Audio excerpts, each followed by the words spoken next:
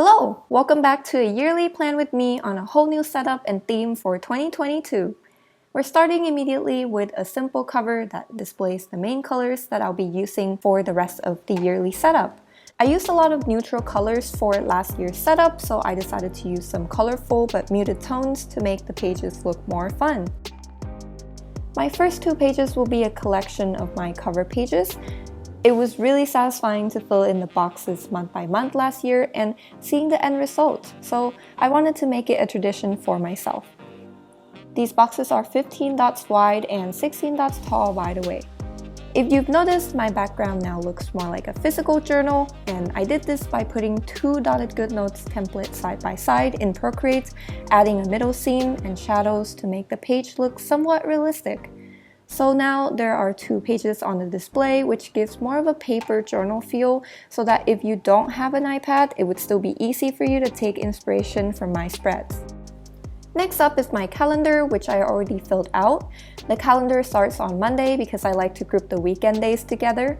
I'm using a simple uppercase writing for the header and added a little design by using the highlighter tool to write the 2022 numbers. The size of the pen I'm using for the header is 0.65. My journal is also linked now, hence why the gray boxes are there. I'll show you in a bit how it works, but basically it makes moving back and forth from the monthly page to the yearly calendar much easier, which is good because it's something I do pretty often when doing a setup. There are also links between the cover pages to the weeks within the month. To add some more colors, I highlighted the months with yellow, green, or pink, making sure the same color isn't adjacent to each other. On the next page is my year at a glance or future log. I did another minimal header that can go with any theme and can be reused again and again, especially if you run out of header ideas, which happens a lot for me.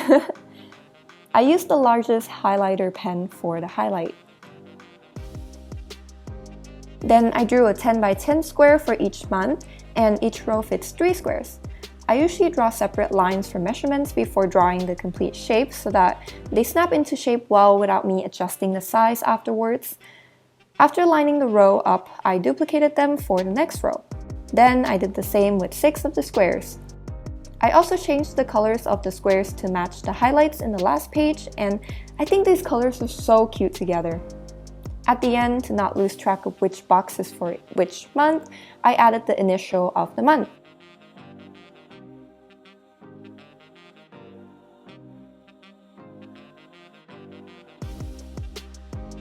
And now that we got these two pages done, I can show you how my link journal works. So you want to exit out of the edit mode by tapping on the pencil and X at the top right. The blue bar will disappear. Then simply tap a box and that will take you to where the cover for that month should be. On the left side of the cover page, there's a back arrow that will take you back to the yearly calendar. In addition, from the monthly cover page, you can also jump to the weeks within the month and jump back. Linking does come with restrictions of what pages to have and what the template looks like for that page, so I kept it very minimal to what I know I would use most often. I'll be uploading an empty link journal to my Google Drive if any of you are interested. Back to the setup, I have a year in memories spread where I can put in pictures for the month and can look back on the entire year in one page. I'm pretty sentimental, but sometimes there's not enough time to look through all of the pictures, so keeping key moments here allow me to take a quick look down memory lane, which is a timeline in this case. You could say it's mostly a blank canvas so that if I have more pictures for a couple months, those months wouldn't be too crowded because there's no clear boundaries. I definitely recommend this page even if you're not super sentimental because it can be a good way to reflect on the past year and look ahead to the new year. As for the theme, I used different colors for the month's writing and try to spread them out as even as possible using just eyes measurement. I can't express enough how much I love having this spread. Getting into the more serious side of things, we have two personal finance pages, one for budget and savings and one for expense tracking for the entire year. I didn't originally have this for my 2021 journal, and I added it later because I wanted to see my overall financial health in one place, so this was very helpful. First up, we have the budget pie chart, which is the 50-30-20 rule. 50% of your monthly income goes to expenses, 30% goes to fun stuff, or I call it happiness, and 20% goes to savings. I did switch the 20 and 30% though, because I'm trying to aggressively save and invest at the moment. I love how cute these colors are together too. I think I said that already. On either side of the pie chart, I broke down each categories in more detail. I didn't list every categories that I have or my budget, but hopefully you get a sense of what it looks like.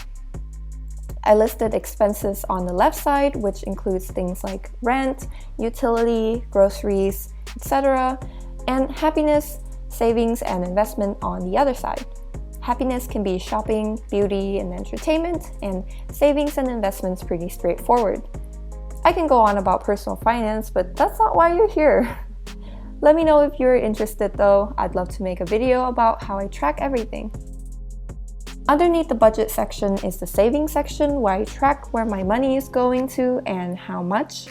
There's 13 rectangles in total here, 12 for the months and 1 for goal setting, which is how much money I want to save by the end of the year for that category.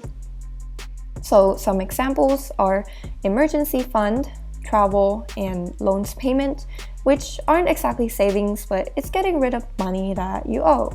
There's also a Roth IRA, which is part of savings for retirement. On the other side is expense tracking, and this is mostly the total for each categories for each month. I mirrored the header from the left page, but using a different color. I'm really into minimalistic pages right now, if you can't tell, but it works out well for a yearly setup. If anyone's wondering, I tried using apps to track my purchases and such for me before, but since it's automatic, I ended up not being mindful of what I was spending my money on. So in addition to a yearly summary page, I also have a separate place where I track every transaction. It's just a lot more customizable to what I need when I create the setup myself too. At the bottom, I also have a chart to display my monthly total so I can see my high spend months to plan better in the future. I didn't fill in all of the categories, but there are plenty of space. You can also get rid of the total by month chart if you needed the extra space for the main expense chart. On the last 2 pages of the yearly setup, I have a dreams written in green and a goals page written in yellow. I wanted these side by side so that when I write down my dreams, I can write down the goals I need to accomplish to get closer to that dream. And this doesn't have to be super far-fetched. It can be a lot like where you want to be in 1 year, 5 years, or 10 years, and you can create goals to work towards that dream little by little. It's a very open-ended page, so there's 6 rectangles for each page. They're 6 dots tall, and the width is like the width of the page, with like a dot and a half of margin. The rectangles are beige for the dreams page and pink for the goals page. And those were all of my yearly pages. I hope you found plenty of inspiration, and let me know which spread you're definitely going to have in your setup. As always, please give this video some love by liking and commenting.